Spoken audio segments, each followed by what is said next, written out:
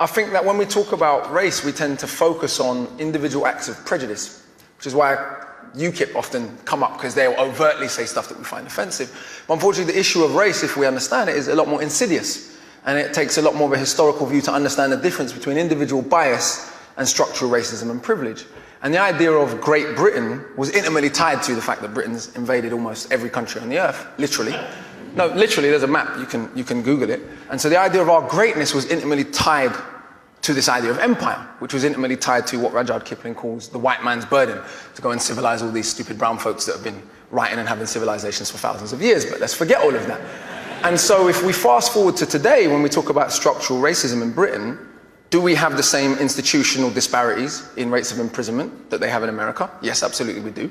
Do we have the same disparities in terms of who's dying in police custody? Yes, indeed we do. In 2011, we were told we loved Libyans so much we wanted to bomb democracy into them. Less than 5 years later, we're leaving people fleeing the same conflict to drown in the sea, while giving a woman space in a national newspaper to refer to them as cockroaches. And when you refer to humans as cockroaches, that is a mandate for murder. Let's be clear about that. The moment human beings become non-human, that is a mandate for murder, and there's a long historical parallel of that. Today, Germany, the country that bombed this country, in our grandparents' lifetimes, so theoretically the grandchildren of Nazis can get in and out of England easier than the grandchildren of people from the Commonwealth who fought against the Nazis.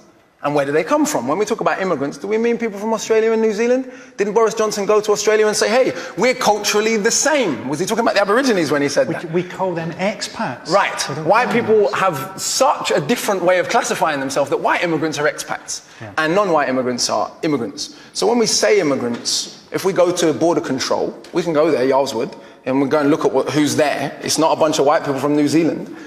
So we have structural forms of privilege and bias that are much more insidious and much more difficult to overcome. The reaction to Africans and Asians coming here post-World War II, to rebuild the country after the Queen's German cousins bombed it, the reaction to them was one of general hatred. It's illogical. These people who had formerly been colonized by Britain had fought in both world wars. India gave 2.5 million volunteers, for those who don't know. When we talk about being saved by America in the war, we want to talk about being saved by India and Russia. That would be a bit more accurate. But that's a bit inconvenient. But the reaction to those people and their descendants has been one that is about structural bias and privilege. The greatest metaphor for this might be Canary Wharf and Tower Hamlets. Sure. If you look at that predominantly Bengali community that has to look at Canary Wharf every day, how many of those people work in Canary Wharf other than to clean toilets? I only got into that through grime. So the first thing, I'm listening to grime records and they're all rapping about E14. Yeah. And I'm going, where's that? And I'm like, Canary Wharf? Yeah, they're definitely not rapping about I suppose what I'm saying is not about saying that there's bias and bigotry everywhere in the world. The country my grandparents come from, it's pretty much generally accepted that they don't like gay people. But what's interesting, race even plays a role in that. In Jamaica, we have disgraceful homophobia. No one ever says it's because of Christian fundamentalism.